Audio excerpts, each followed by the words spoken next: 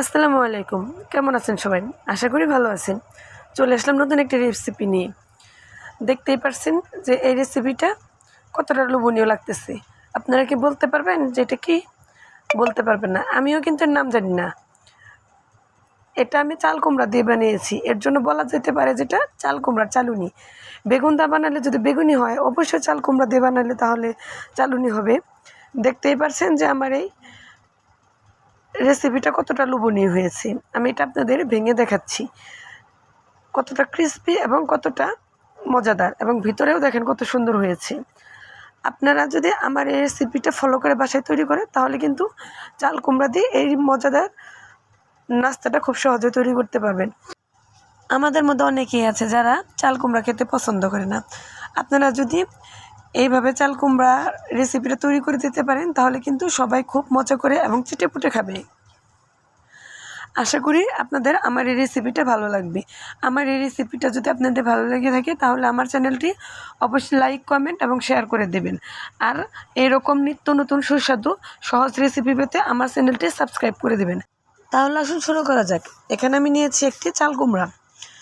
আপনারা চাইলে এর থেকে ছোটো নিতে পারেন, তবে এর থেকে বেশি বড় নেবেন না, কারণ এই চাল কুমড়াটা যত কচি হবে এই রেসিপিটা কিন্তু তত সুস্বাদু হবে। এখন আমি এই চাল কুমড়াটার উপরের চোচাটা ছিলিয়ে নেব।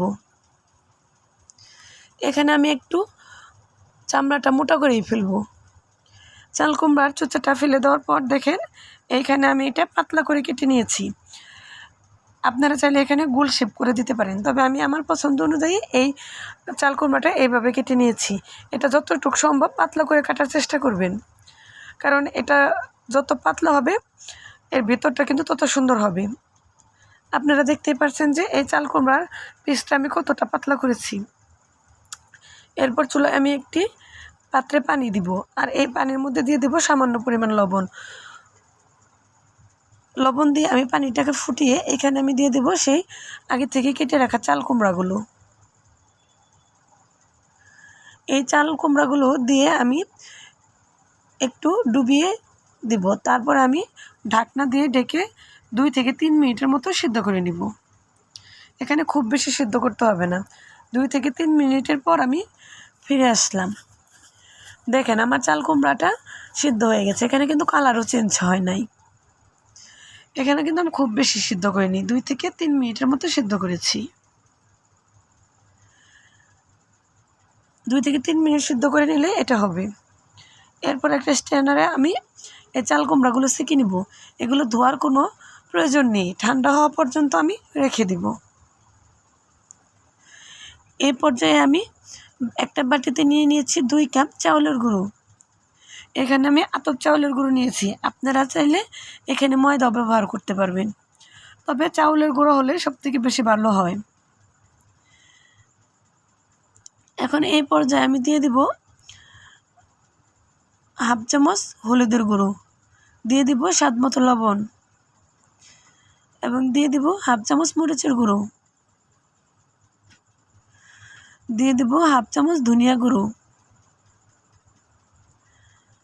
এবং এখানে দিয়ে দেবো আমি স্বাদ মতো টেস্টি মশলা। এখানে কিন্তু আমি আদা রসুনটা স্কিপ করেছি, আপনারা চাইলে ওটাও দিতে পারেন। এবং এখানে দিয়ে দেবো একটি ডিম। এখানে আপনারা চাইলে 2টো ডিমে দিতে পারেন, তবে আমার মনে হলো যে একটা ডিম দিলে পারফেক্ট হবে। এখন এই সমস্ত উপকরণ আমি সুন্দর করে মিশিয়ে নিব।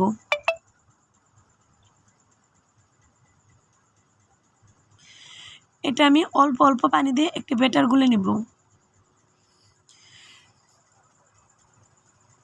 এখানে আমি অল্প অল্প পানি দিব আর নেড়ে চেড়ে এটা পানির সাথে মিক্সড করব।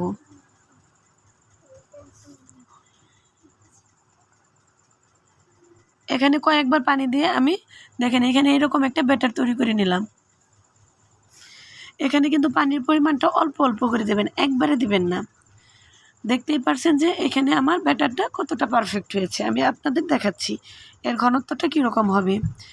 এটা কিন্তু বেশি পাতলাও হবে না এবং বেশি ঘনও হবে না। আমি এখানে আঙ্গুল দিয়ে দেখিয়ে দিচ্ছি। দেখেন আঙ্গুল ডুবানোর পরে যদি আঙ্গুলের চতুর সাইডে এইভাবে লেগে যায় ব্যাটারটা, তাহলে বুঝতে পারবেন যে এটা পারফেক্টভাবে হয়েছে। এরপর আমি চুলায় একটি কড়াই বসিয়ে কড়াইয়ের মধ্যে দিয়ে দেব পর্যাপ্ত পরিমাণ তেল, এবং তেলটা আমি একদম গরম করে নিব।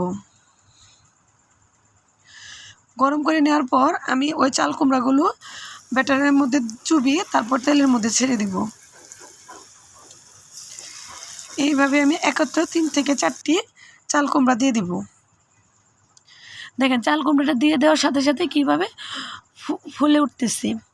এখানে কিন্তু আমি কোনো রকম বেকিং পাউডার ব্যবহার করিনি।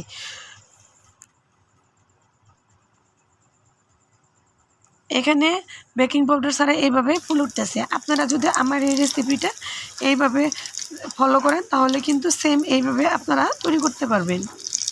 আর এটা দেখতেই পারছেন যে আপনারা আমার এই নাস্তাগুলো কতটা ফুলকো এবং কতটা লোভনীয় লাগতেছে। আপনাদের যদি আমার চ্যানেলটি ভালো লাগে থাকে অবশ্যই লাইক, কমেন্ট, শেয়ার এবং সাবস্ক্রাইব করে আমার পাশে থাকবেন এবং আমার জন্য দোয়া করবেন। খোদা হাফেজ।